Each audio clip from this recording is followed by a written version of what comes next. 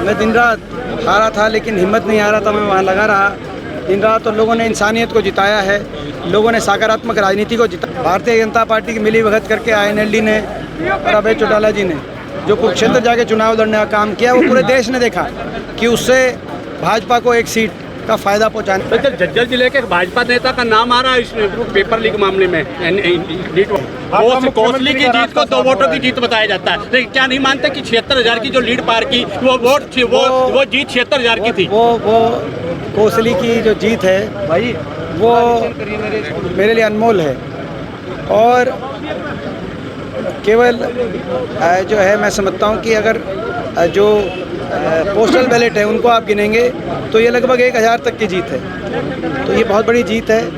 जिस विधानसभा क्षेत्र में पिछली बार अच्छा नतीजा नहीं रहा था, दिन रात जो जीतने वाले सांसद थे वो तो धन्यवाद करने भी नहीं गए जी। और मैं दिन रात हारा था लेकिन हिम्मत नहीं आ रहा था, मैं वहाँ लगा रहा दिन रात। तो लोगों ने इंसानियत को जिताया है, लोगों ने सकारात्मक राजनीति को जिताया है। और आगे जब मौका मिलेगा तो कोसली विधानसभा क्षेत्र के लिए मैं हमेशा सदैव तत्पर रहूँगा।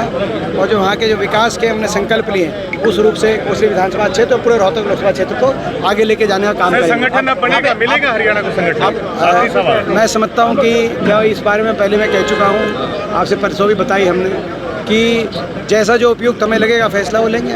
अभय चौटाला ने कहा है कि बाबू बेटा की पार्टी देखिए मैं नहीं कहना चाहता, लेकिन ये बात दोबारा से स्पष्ट हो गई। ये जो आप जिनका नाम लिया बीजेपी की, हमने पहले ही बता दिया था कि बीजेपी की बी टीम है।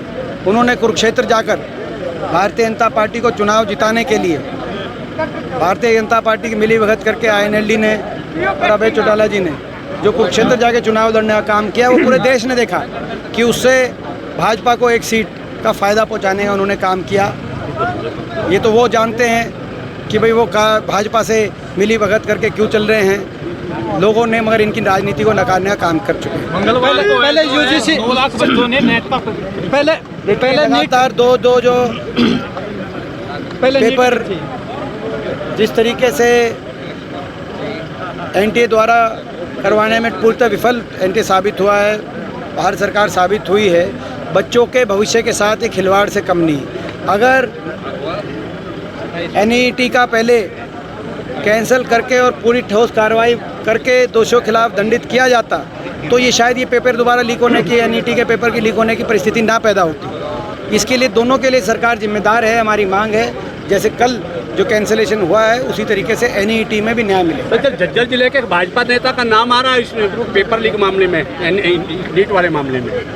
देखिए, जब तक पूरी पुख्ता जानकारी ना हो मेरा कुछ कहना ठीक नहीं है। सपा ने हरियाणा में चुनाव लड़ने की इच्छा जताई कुछ सीटों पर। सपा ने हरियाणा में चुनाव लड़ने की इच्छा जताई। इस बार मेरे को जानकारी नहीं है।